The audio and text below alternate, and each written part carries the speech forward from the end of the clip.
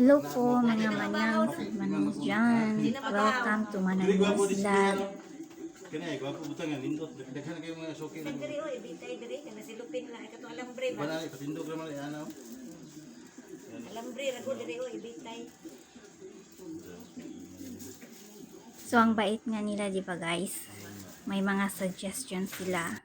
Yung mga suggestions nila guys, dito daw ilagay yung mga bago namin itong paninda guys, additional. Kasi mas okay din yung ganito kasi pag hindi siya mabenta tapos nabahaw na, pwede lang niya ilisan lang niya. So ito na guys, may nagpalista na. Kahapon ko lang sinabi na paano ba sasabihin yung hindi ako nagpapautang, pero hindi talaga maiwasan guys, may utang talaga. Pero siguro piliin lang talaga yung buutang. Tapos sinabi ko lang din guys na dapat 1 week lang tapos bayaran na, kasi kunti lang din yung puhunan ko para maruling din yung So sabi niya okay daw, sabi nga niya bukas daw niya bayaran pag mag cash out siya. Diba? So guys, nagbigay lang siya sa akin ng listahan kung ano yung utangin niya. Ay din ako guys, naisip ko na dapat talaga may limit lang ba.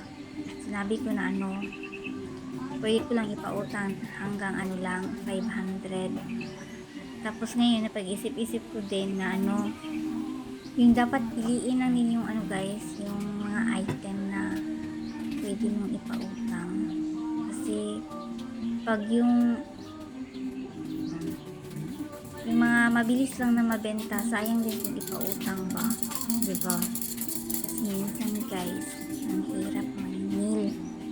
Tapos minsan pag maningil ka, suko pa, sila pa yung masuko niya. Kasagaran guys pag tindahan, dili ka magpautang, tapos na siya utang niya, dili na siya mapalitsin mo ha, mag-agi-agi na siya sa tindahan, tapos dili na yun na siya mulingi sa tindahan. Yung na ako mapansin siya sa una, nagtindahan po dito sa Agdaw before. So kadog napili lang po na mamang ginawang, pero na-achieve ka ng dili jud mabay ka ng gahi jud pa.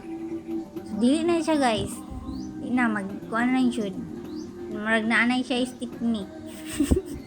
Kasagaran yung so mo nang dili ko gusto nga dere mahitabo na pud ba. So mo nang stick kasi ito mamay, pero dili jud ka makakuha kaya basin ma-offend lagi food kung dili ko ka magpautang basin makuhan ba malain kadto kay silingan na siya kaayo. So okay na lang. So hanggang dito lang yung update ko guys. Thanks for watching. Bye bye, see you tomorrow.